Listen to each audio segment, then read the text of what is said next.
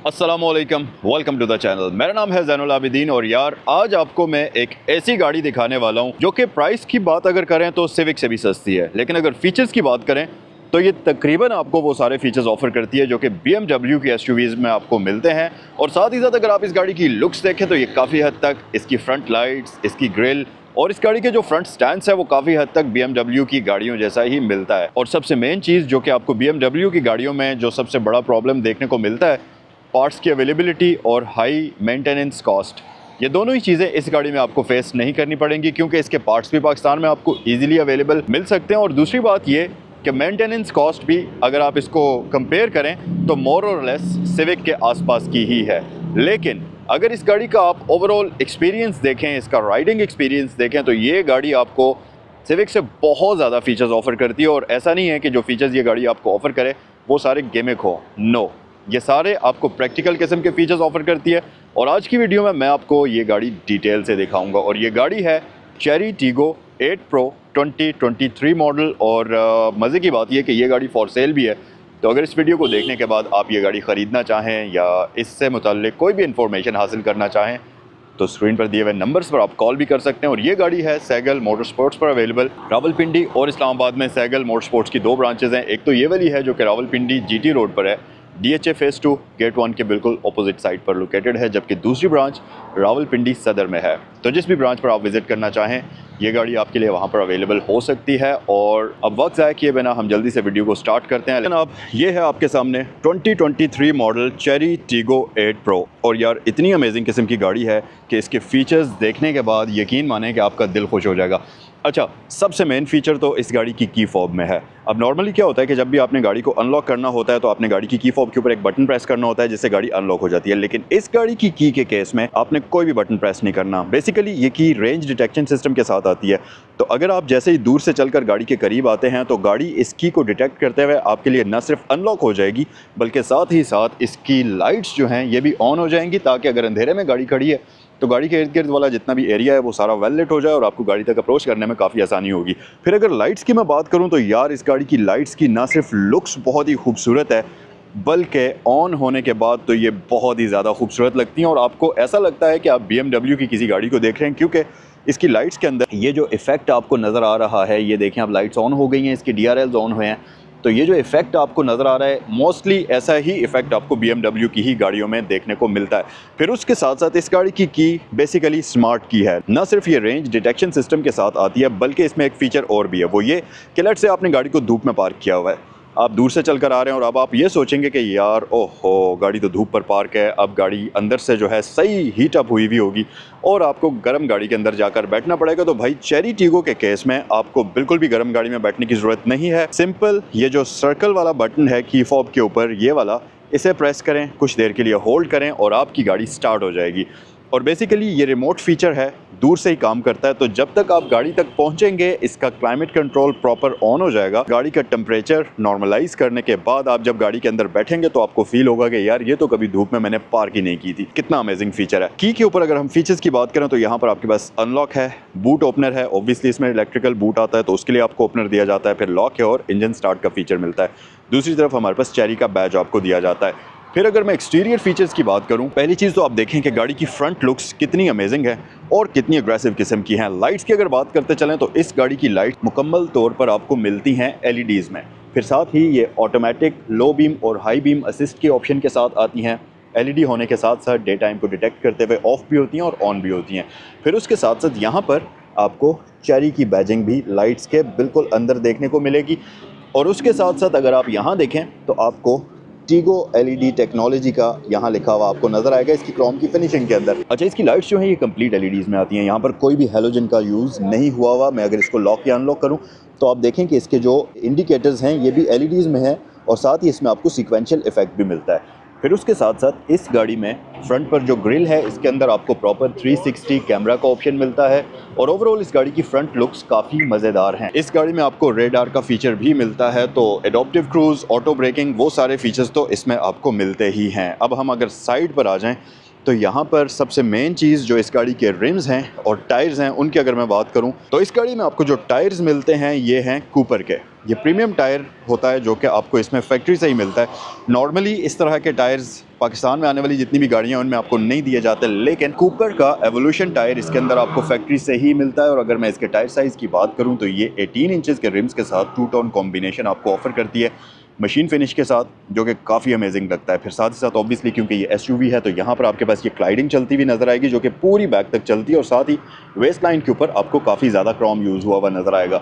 अच्छा, यहाँ पर अगर आप देखेंगे तो आपको एक स्टिकर मिलता है जो कि TGDI का, तो basically turbo gasoline direct injection system ये गाड़ी यूज़ करती है।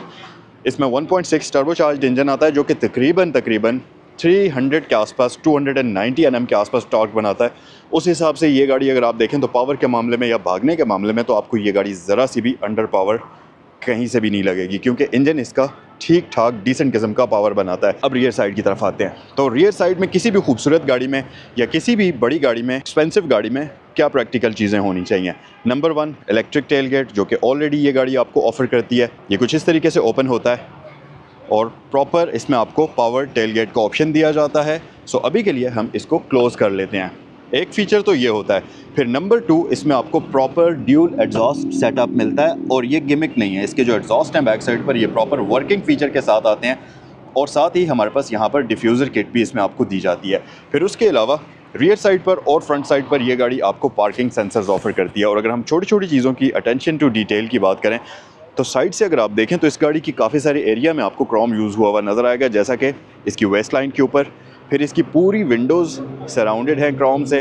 इसी तरह ये जो ट्रिमिंग है जिसमें TGDI जिसमें लिखा हुआ है वो वाली, और साथ ही साथ इसकी जो रूफ रेल्स हैं ये भी क्रोम में डिज़ाइन हुई हुई हैं। तो ओवरऑल इस गाड़ी की जो साइड लुक्स हैं ये काफ़ी ज़्यादा खूबसूरत हैं, और इस गाड़ी का साइड से स्टैंस जो है वो प्रॉपर प्रीमियम गाड़ियों वाला आपको नज़र आता है, और आपको कहीं से भी ऐसा नहीं लगता कि यार ये एक चाइनीज़ प्रोडक्ट है। फिर एक और चीज़ आपको मैं बड़ी अमेजिंग दिखाता हूँ। लेट्स से अगर रियर साइड पर जो पैसेंजर्स बैठे हैं उसमें ख़वातीन या बच्चे बैठे हैं और उनको ख्याल नहीं आता, रश में कहीं भी वो दरवाज़ा ओपन करने की कोशिश करते हैं, तो इस गाड़ी के अंदर आपको एक सेफ्टी वार्निंग सिस्टम मिलता है, जिसमें अगर गाड़ी की बैक साइड पर कोई भी व्हीकल आ रही है तो यहाँ पर आप देखें तो ब्लाइंड स्पॉट के लिए आपको लाइट दी गई है, जो कि ऑन होकर इस चीज़ को बताती है, इस चीज़ को इंडिकेट करती है कि भाई पीछे गाड़ी है, अभी आप दरवाजे को मत ओपन करें। तो ये एक बहुत ही कमाल का सेफ्टी फीचर है। अब नॉर्मली हम देखें तो चाइनीज़ गाड़ी ही है, लेकिन यार अगर आप छोटी छोटी चीज़ों में अटेंशन टू डिटेल देखें तो चाइनीज़ प्रोडक्ट्स इस वक्त मेरे ख्याल से जापानीज़ प्रोडक्ट्स को न सिर्फ बीट कर रहे हैं बल्कि जर्मन प्रोडक्ट्स का मुकाबला कर रहे हैं। फिर ऑब्वियसली इसके साइड मिरर्स में आपको 360 कैमरा का ऑप्शन मिलता है, ये रिट्रैक्टेबल होते हैं, इंडिकेशन के साथ आते हैं। और इसके अलावा बैक साइड पर अगर मैं फीचर्स की बात करूं तो यहाँ पर शार्क फिन एंटीना है, स्पॉइलर के ऊपर आपको बार लाइट मिल जाती है, और साथ ही चेरी की बैजिंग आपको यहाँ सेंटर में देखने को मिलेगी। अब क्योंकि ये टीगो 8 प्रो है तो उसका बैज आपको यहाँ पर मिलता है,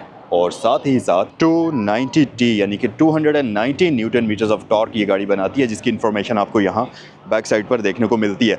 अच्छा, अभी तक ये जो सारे फीचर्स आपको मैंने बताए हैं ये तो सारे एक्सटीरियर के फीचर्स हैं। इंटीरियर के अंदर इस गाड़ी में बहुत ज़्यादा फीचर हैं, और सबसे मेन फीचर इस गाड़ी के जो इंटीरियर में है वो ये है कि ये एक प्रॉपर 7 सीटर व्हीकल है, जिसके अंदर 3 रोज़ आपको मिलती हैं। तो 7 बंदों के लिए ये एक परफेक्ट किस्म की व्हीकल है। नॉर्मली पाकिस्तान में इस वक्त 7 पैसेंजर्स की अगर हम बात करें तो आपके पास होंडा BRV है, जो कि बिल्कुल बेसिक गाड़ी होती है।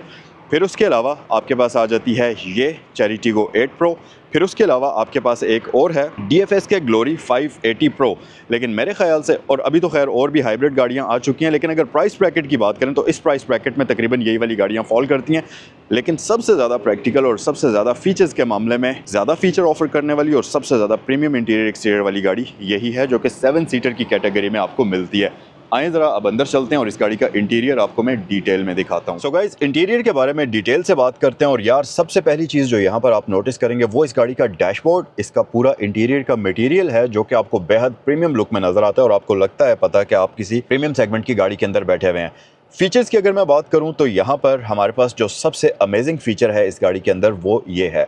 Hello cherry, What's up? I am good. Open sunroof. Got it. It's opening. ये चेक करें,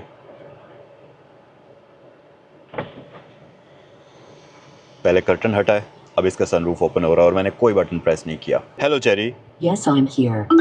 roll down all Windows. Opening all window. ये चेक करें। Hello cherry. Yes, I'm here. Close all Windows. All window closed. ये check करें। Hello cherry. Yes, I'm here. Close sunroof. Sure, it's closing.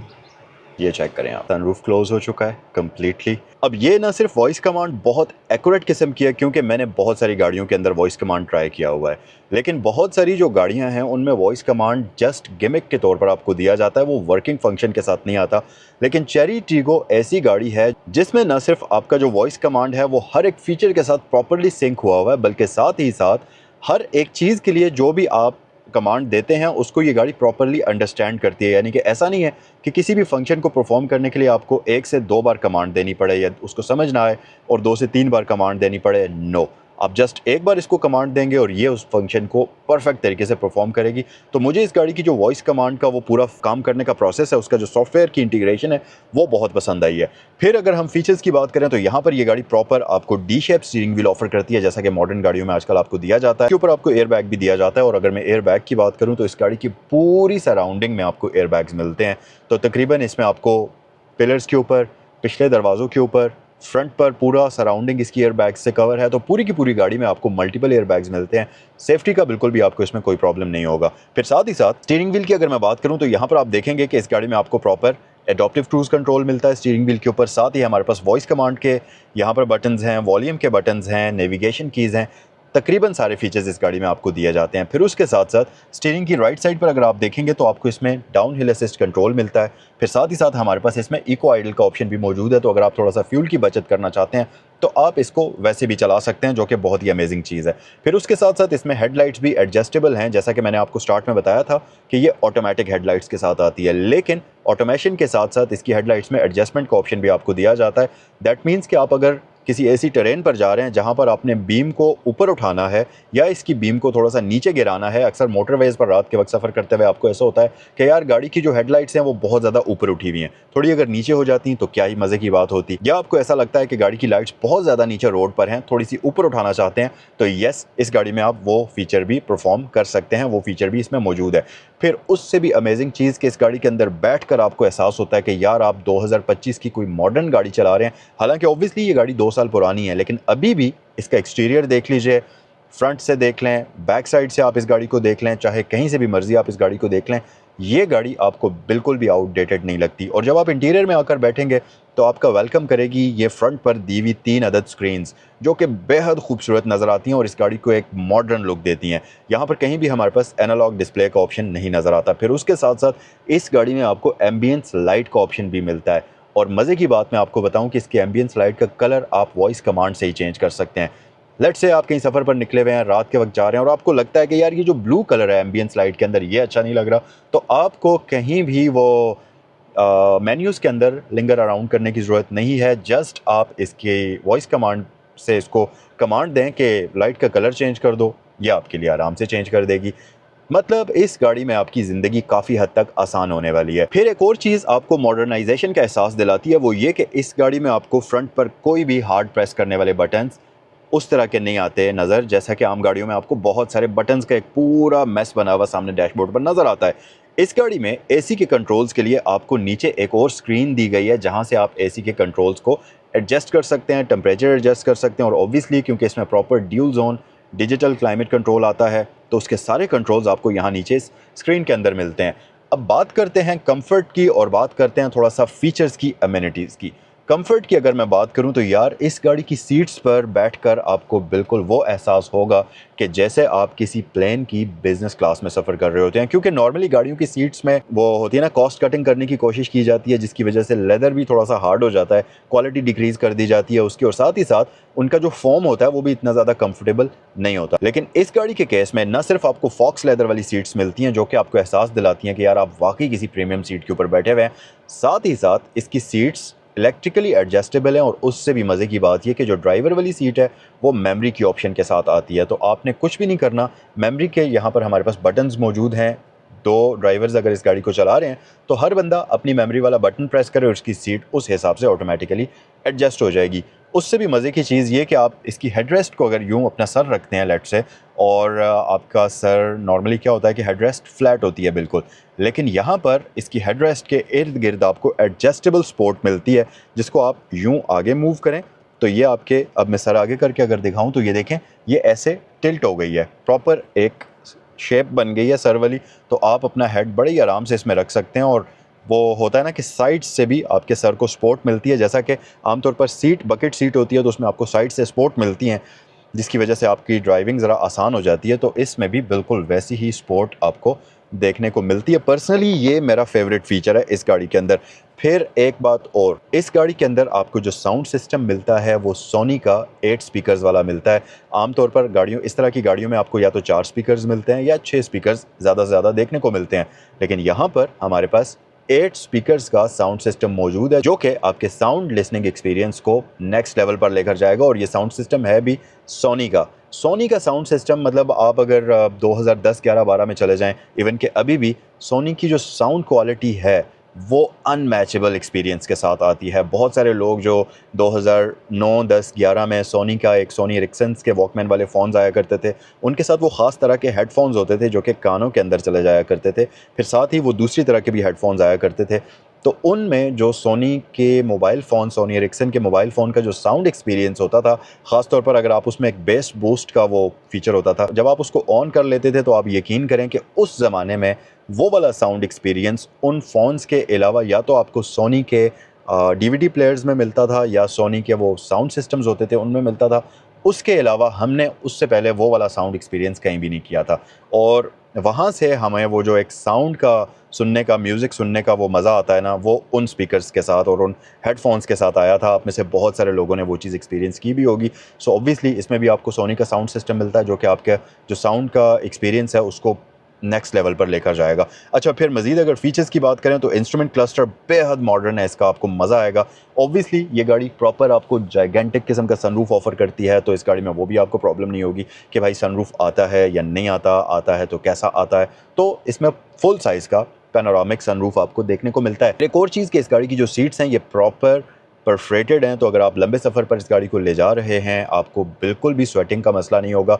और ये आपके लिए life saving feature हो सकता है अगर आप इस गाड़ी को लॉन्ग जर्नीज़ पर लेकर जाते हैं। यहाँ पर हमारे पास सेंटर में एक फ्लोटिंग डिस्प्ले है जो कि आपका जो एंटरटेनमेंट का एक्सपीरियंस है उसको काफ़ी इन्हेंस करता है। फिर यहाँ पर हमारे पास जो कैबिन मिरर है ये ऑटो डिमिंग के ऑप्शन के साथ आता है। ऊपर हमारे पास यहाँ पर 2 अदद LED लाइट्स आ जाती हैं। बेसिकली 4 LED लाइट्स आपको मिलती हैं, 2 इस तरफ हैं और 2 इस तरफ हैं। और साथ ही आपके सनरूफ को कंट्रोल करने के लिए आपके पास मैन्युअली बटन्स भी मौजूद हैं। और एक और चीज़, इसका जो कर्टन है वो भी जर्मन गाड़ियों की तरह इलेक्ट्रॉनिकली स्लाइड होता है, ओपन और क्लोज होता है, तो आपको वो भी सही एंजॉय कराएगा। तो जनाब अभी हमारे पास ट्रांसमिशन नॉब कुछ इस तरह से इस गाड़ी में नज़र आएगी जो कि बेहद अमेजिंग है। इसमें आपके पास D है, न्यूट्रल है और सबसे फ्रंट पर R है।